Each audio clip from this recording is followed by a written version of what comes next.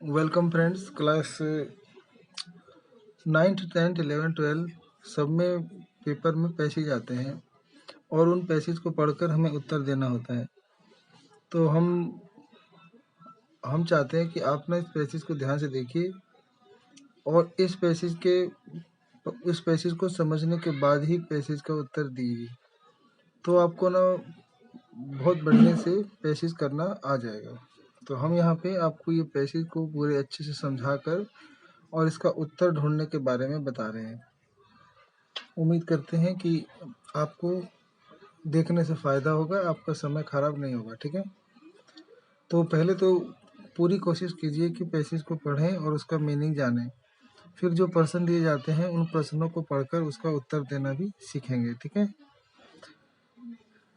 तो read the passage given below, नीचे दिए हुए पैसेज को पढ़िए and answer the question that follow, और जो आपसे कहा जाए फिर उन प्रश्नों के फिर उत्तर देना है। ठीक है, तो पेपर में 8 मार्क्स या किसी में 5 मार्क्स 10 मार्क्स के भी आते हैं। पहला पैसेज पढ़ते हैं। पपाया यानी पपीता इज द हेल्थीएस्ट फ्रूट। पपीता एक स्वास्थ्यवर्धक फल है। With A list of properties, कहता है एक बहुत सारी सूची के गुणों के साथ एक स्वादिष्ट फल है।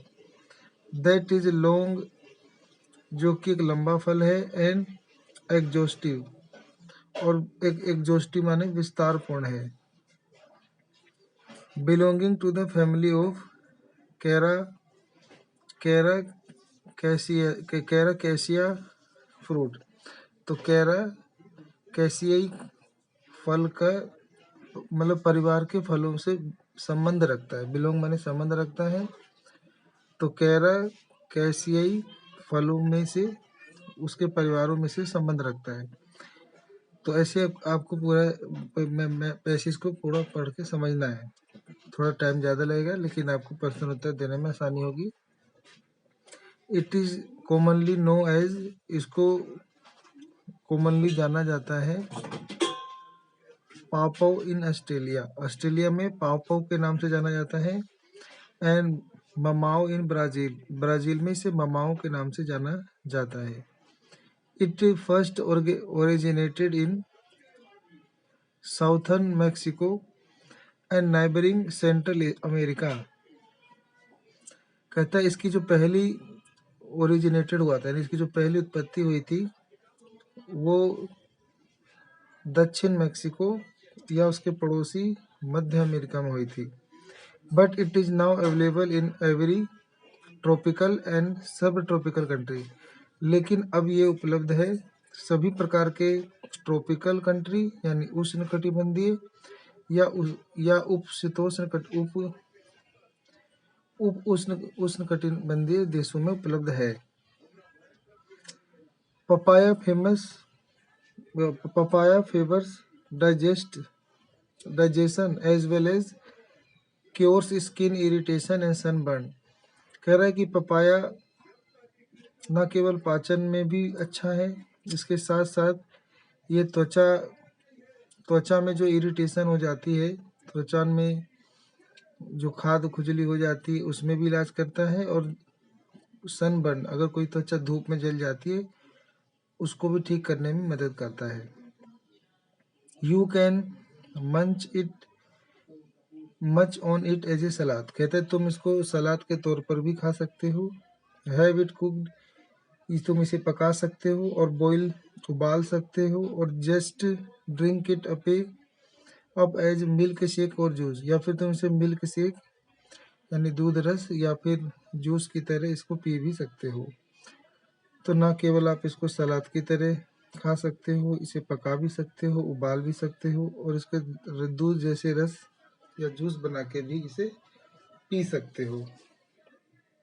Modern science confirms the age-old benefit that papaya has much to contribute to the health cause, कहते आधुनिक विज्ञान ने कंफर्म किया है the age old beliefs that papaya has much to contribute to the health cause. आधुनिक science ने confirm किया है कि जैसे उम्र बढ़ जाती है तो उसमें पपाया जो है वो स्वास्थ्य को ठीक करने में योगदान देता है। यह स्वास्थ्य में योगदान देता है। The most important of this virtues is the protein digestion enzyme in the milky juice और लेटेक्स। तो कहते हैं इसका महत्वपूर्ण उपयोग ये है कि जो इसमें लेटेक्स होता है यानी दूध जैसा रस होता है, इसमें पाचनकारी एंजाइम होते हैं जो प्रोटीन को पचाते हैं शरीर में।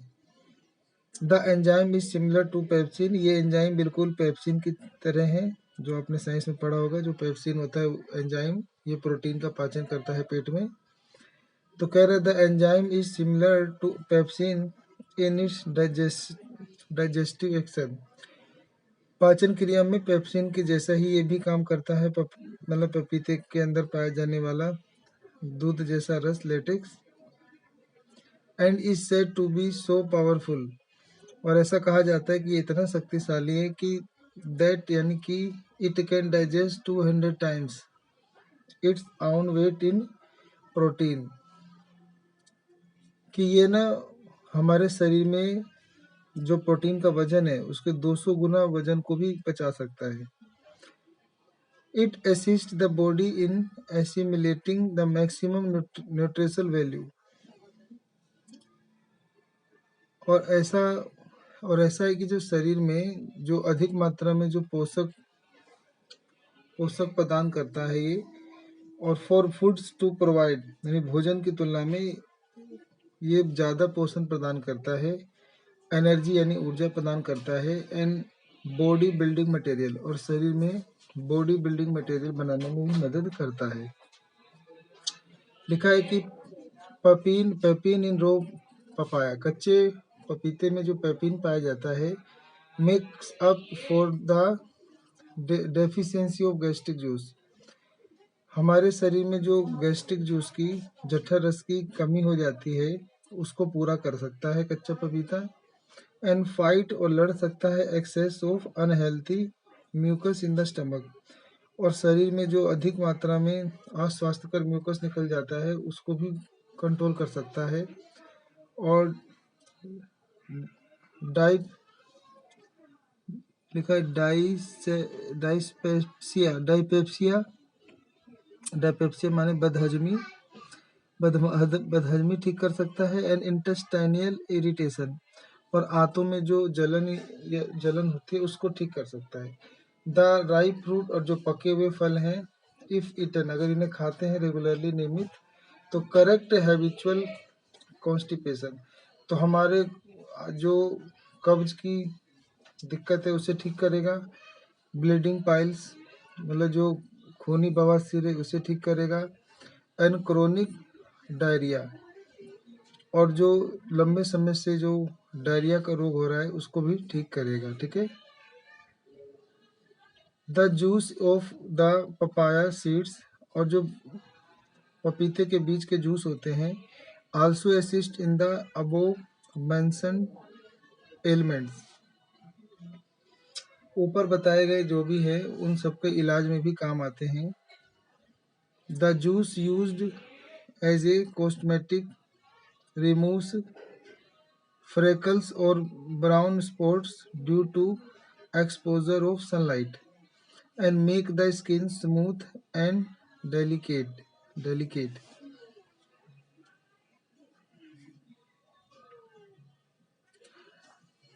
कहता है कि इसके जो जूस होता है इसको कॉस्मेटिक में यानी जो साजो श्रृंगार में इस्तेमाल किया जाता है।